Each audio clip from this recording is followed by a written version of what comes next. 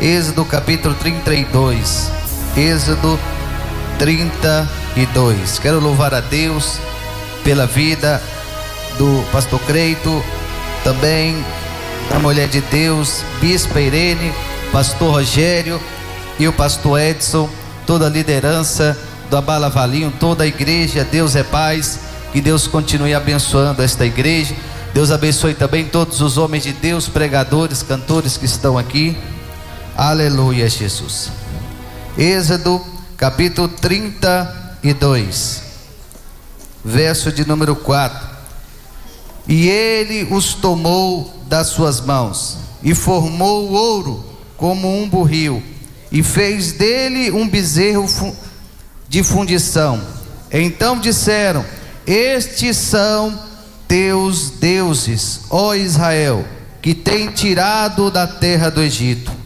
Arão, vendo isso, edificou um altar diante dele, e Arão apregoou e disse: amanhã será a festa ao Senhor Jesus Cristo. Senta glorificando o nome de Jesus.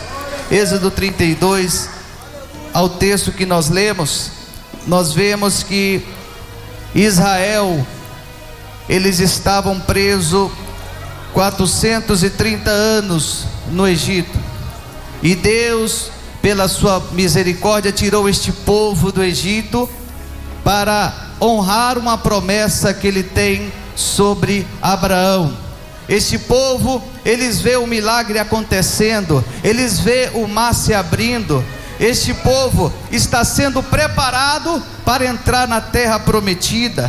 Este povo a qual Deus ama tanto, Deus levanta Moisés, servo de Deus, para que ele venha estar cuidando deste povo, para que ele venha estar intercedendo por este povo. Só que Moisés, ele não é um líder que leva as coisas de Deus de qualquer maneira. Moisés, ele é um líder que busca a direção de Deus, porque tem muitos hoje que não buscam mais direção de Deus, estão fazendo as coisas de qualquer maneira. Então Moisés, ele vai descer na oração, ele vai subir ao monte Horebe e vai ficar 40 dias e 40 noites orando. Então Israel vê que Moisés já tem 40 dias que não aparece. Então Israel fala para Arão, aquele que Moisés deixou para cuidar do povo, e disseram: olha, Arão, Moisés não apareceu mais, Moisés se foi, e agora nós precisamos adorar o nosso Deus de Israel. Só que nós não vemos o nosso Deus. Sabe qual é o problema daquele povo, irmãos? Eles estavam acostumados com o Egito. Tem gente que Deus tira do Egito, tira da prova, mas ele se acostuma tanto com a prova, que ele vai dizer: olha, é necessário que nós temos que fazer um bezerro de ouro para que nós venhamos adorar. Israel está com saudade do Egito, Israel está com saudade da humilhação, Israel está com saudade da idolatria que eles viviam vendo os seus senhores. Só que Deus disse para Moisés: olha, para o povo lá em Êxodo 20, que não terás outro Deus além de mim, porque eu sou o Deus de vocês, que tirei vocês da terra do Egito. Não há outro Deus, irmãos, que nós devemos adorar, somente a Jesus Cristo. Só que aquele povo, eles esqueceram que há um só Deus, eles queriam uma imagem para eles adorar. Então Arão disse assim: pegue todos os ouros, utensílios, joias que você tem, que Israel tem, e vamos fazer uma estátua. E fizeram um bezerro de ouro. Ali, irmãos, começa o problema daquele povo. Eu não estou falando de alguém, irmãos, que viu um paralítico andar. Eu estou falando de um povo que viu o mar se abrir, irmãos. A tecnologia que nós temos, eles nunca vão conseguir fazer o mar se abrir. Aquele povo viu o grande milagre do mar se abrir. Mas parece que eles esqueceram que o mar se abriu, da promessa, das 10 pragas do Egito, do cuidado de Deus, e ficaram com saudade do Egito, irmãos.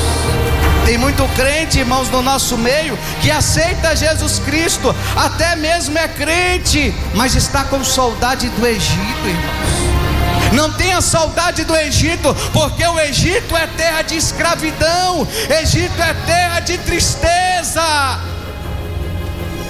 A promessa era que o povo vai para uma terra que mana leite e mel, coisa boa. Só que tem gente que está na igreja, irmãos, está com vontade de voltar para o forró, está com vontade, irmãos, de beber aquela cerveja, está com vontade de fazer a coisa errada, da prostituição, do adultério, e muitos começam a fazer no escondido. Sabe o que é isso? São pessoas que estão levantando bezerro de ouro no nosso meio. Só que tem gente que está fazendo escondido, só que Deus está vendo, irmãos, e no dia do Senhor, se nós não nos arrependemos, Deus vai cobrar de nós muito caro. Temos que tomar cuidado com aquilo que nós estamos levantando no nosso meio, porque no nosso meio tem que ser coisas que edificam a igreja. Moisés, quando abria a boca, era para pregar a palavra de Deus, para dizer: agora vocês saíram do Egito, vocês só têm apenas um Deus, larga a idolatria de mão. Só que tem pessoa que é difícil de largar o pecado, irmãos. Tem gente que não quer largar o pecado, tem gente que quer viver na igreja e quer obrigar o pastor a aceitar ele do jeito que ele é. Irmãos, Deus te aceita do jeito que você é, só que para você ir para o céu, você tem que nascer de novo. Para ir para o céu, nós temos que largar o pecado. Aí tem gente que está falando: olha, pastor Arão, Moisés se foi e agora Arão tinha que ter falado para aquele povo: agora nós temos que ficar na escritura, na palavra, na santa doutrina de Deus. Mas disseram assim: vamos fazer um bezerro de ouro. Sabe qual é o maior problema de Arão, o líder, irmão de Moisés? Foi porque ele começou a fazer aquilo que o povo queria e não que o povo precisava. Tem muito pastor fazendo aquilo que o povo quer e não que o povo precisa, irmãos. O que a igreja precisa nesta hora é de santidade. A igreja precisa nesta hora de entendermos que nós aceitamos a Jesus Cristo não para viver como o mundo vive, mas viver com santidade, viver com diferença. Fazemos a diferença neste mundo, porque nós somos a luz deste mundo, somos o sal. Deus está perguntando para mim e para você esta noite: você tem feito a diferença lá fora ou tem sido igual ao mundo? Você tem andado como o mundo anda? Você tem falado como o mundo fala? Você tem feito o que o mundo faz? Ou você é servo de Deus, aquele que é escolhido de Deus, aquele que renuncia o pecado, aquele que não larga a presença de Deus?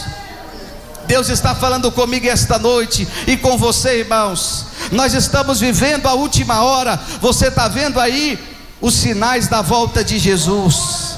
Não há mais tempo, irmãos. A figueira já floresceu. Você está vendo aí pandemia, guerras e rumores de guerra, destruições. A cada dia as cidades, o Brasil está sendo abalado por tragédias. Sabe o que é isso? Muitos não querem pregar que Jesus está voltando, mas Deus está usando a natureza para falar: Jesus está voltando. É hora da igreja despertar, é hora do povo despertar, porque eles não querem mais pregar, mas Jesus está falando: é a última hora. Não é hora de nós erguermos bezerros, não é hora de nós levantarmos altares que Deus não está. Deus quer que você levante altar, mas não como o de Arão, porque Arão levantou altar para os deuses do Egito. Sabe qual é o problema? Muitas vezes nós levantamos altar achando que Deus está nele, Deus não está. Tem altar que nós estamos levantando e está falando: olha Deus ali. Deus não está, Deus está lá fora.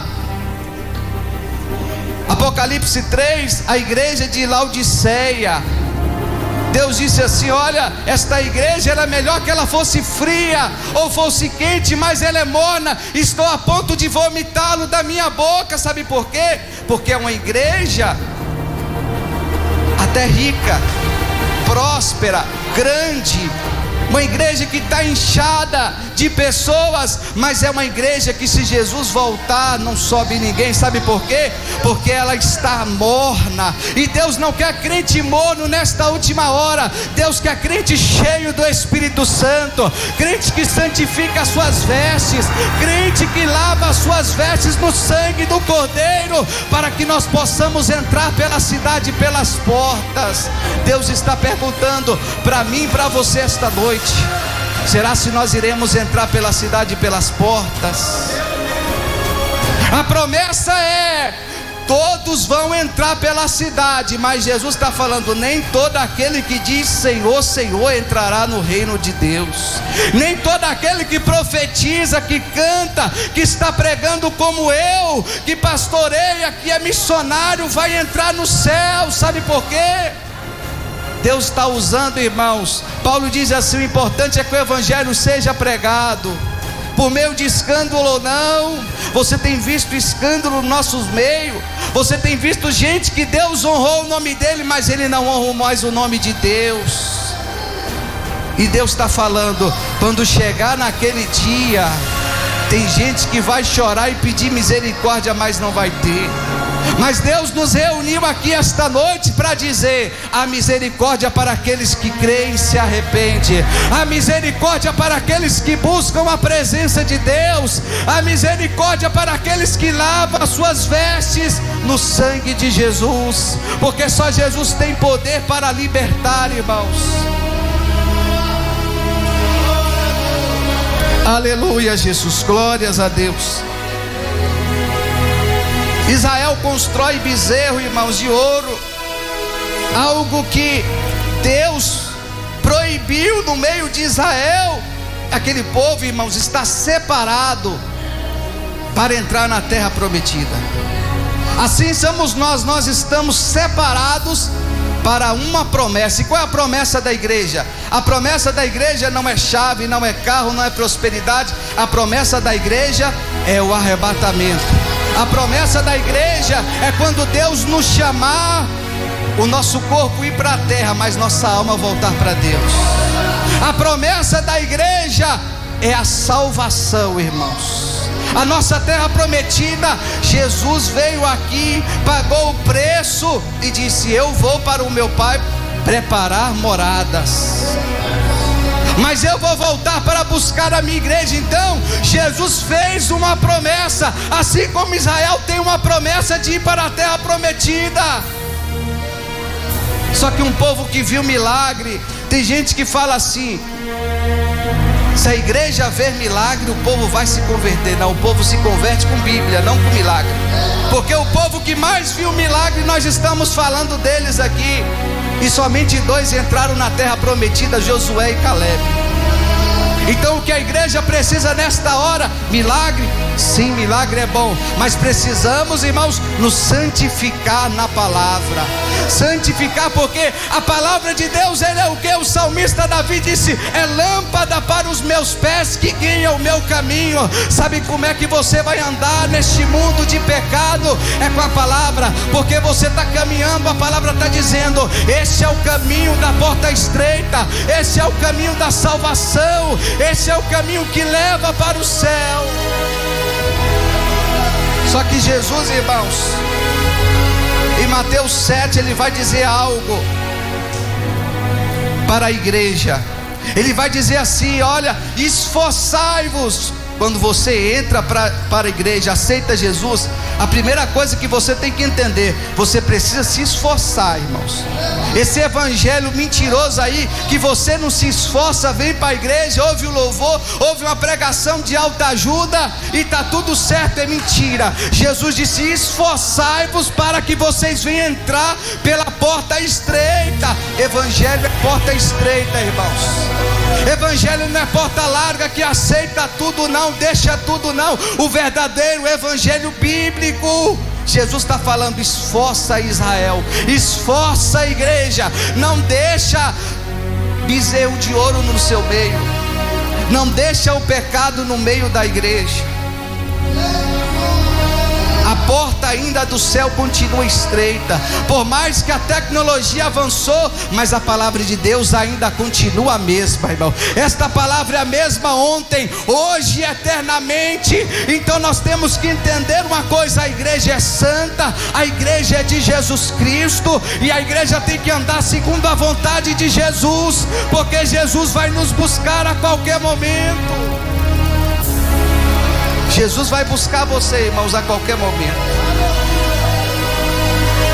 Talvez neste ano Jesus pode voltar. E se Jesus voltar, eu creio, irmãos, e tenho certeza que o pastor desta igreja, a felicidade dele é de ver toda a igreja salva. Nós queremos bênção, queremos um ano abençoado, queremos um monte de coisa, e se Deus quiser dar, irmãos, eu recebo, e você também, você não é besta. Recebemos, mas o que temos que receber neste último momento, irmãos, é a unção do Espírito Santo. É a unção, não que faz você rodar o culto todo, mas a unção que traz arrependimento na igreja. É a unção que você entra aqui dentro, irmãos, cheio de pecado, e você sente desejo de confessar o seu pecado. Você chora pelo seu pecado, você tem desejo de se arrepender e se arrepende. Sabe o que está acontecendo? As pessoas entram na igreja cheias de pecado, mas não quer mudar de vida. É por isso que você vê, irmãos, gente tomando ceia de qualquer maneira.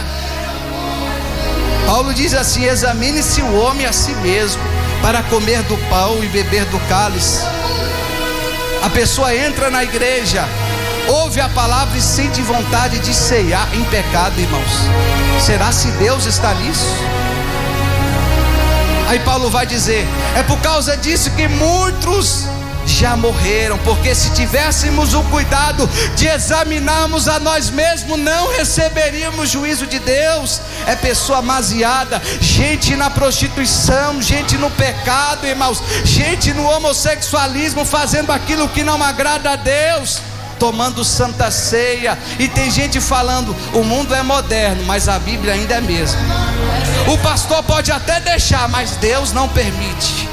Deus quer que primeiro nós viemos lavar as nossas vestiduras no sangue do Cordeiro, irmãos. É necessário acontecer como aconteceu com Nicodemos. Sabe o que aconteceu com Nicodemos? Chegou diante de Jesus. O camarada conhecia a Bíblia toda, a Torá toda, irmãos. Aí Jesus disse para ele: está faltando em você, Nicodemos, nascer de novo. Tem gente que não nasceu de novo, irmãos, e está no nosso meio, e está achando que vai para o céu. Mas Deus traz um doido assim como eu, irmãos, para falar para você: o céu é para aqueles que nascem de novo. Se você esta noite ouviu esta palavra e nascer de novo, irmãos, você vai entrar no céu. No céu não entra de qualquer maneira, no céu só entra quem é crente, verdadeiro, santo, lavado e remido pelo sangue de Jesus Cristo. Nós estamos aqui, irmãos, para adorar Jesus Cristo, mas tudo isso é por causa de Jesus, que veio, pagou o preço, morreu por mim e por você, irmãos, para nos dar vida eterna. Neste abalo, irmãos, agradeça a Deus por você estar vivo. Você está vendo aí tanta tragédia, tanta coisa acontecendo, e Deus tem guardado a igreja dele. Deus tem guardado o povo dele. Deus guardou Josué e Caleb, irmãos. Assim como Deus guardou Josué e Caleb, Deus vai guardar você neste ano de 2025. Não pare, não desista. Deus guardou aqueles que obedeceu. Obedeça a Deus, santifique, largue as coisas do mundo, largue o pecado, irmãos. Se for preciso você aceitar de novo, no final do culto você aceita Jesus de novo. Mas o importante é obedecer, que Deus vai honrar a sua vida neste ano. Deus vai honrar a sua vida. Só que tem gente, irmãos, que o grande problema dele, sabe o que é? Que ele está como Arão. Arão era um líder, assim como Saul. Samuel chega para Saul e disse assim: olha, Deus não quer sacrifício, Deus quer obediência. O problema de Arão é que ele se deixava levar pelas posições. E nós temos que entender, irmãos, que para nós estarmos neste altar, aqui só tem homem de Deus e mulher de Deus. Só que tem altar, irmãos. Arão, ele ergue altar, mas o altar que ele ergue, Deus não está. Sabe por que Deus não está no altar de Arão? Porque o altar de Arão, irmãos, tem fogo estranho. O altar de Arão, irmãos, é o altar quebrado, é o altar que tem bezerro.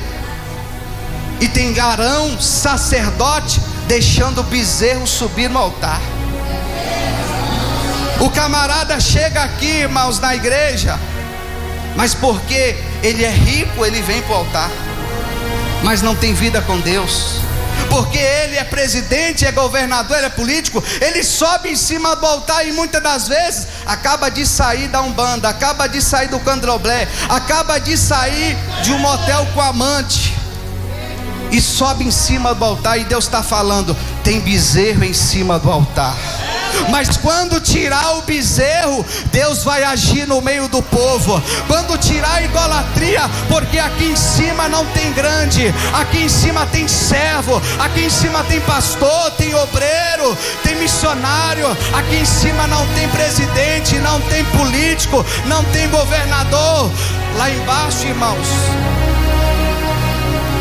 todo mundo é igual, mas aqui em cima não, tem que respeitar. Tem presidente que chega na igreja, ele quer a glória para ele. A glória não é do presidente, é da república. A glória é de Jesus de Nazaré. Que Deus abençoe a todos.